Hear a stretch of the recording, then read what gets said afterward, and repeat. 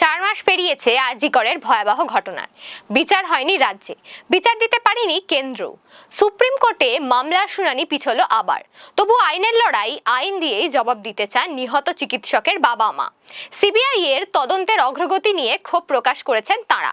তাদের যথার্থ প্রশ্ন, যদি আরোর কারোর ভূমিকা থাকে তাদের নাম কেন প্রকাশ্যে আনছে না সিবিআই?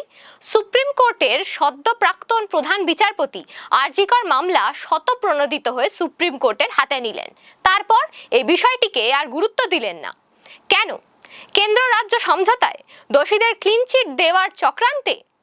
আরজি কর হাসপাতালে কর্মরত অবস্থায় পিজিটি মহিলা চিকিৎসককে ধর্ষণ করে খুনের ঘটনার মামলায় 1 মাস পর সুপ্রিম কোর্টে হলো শুনানি।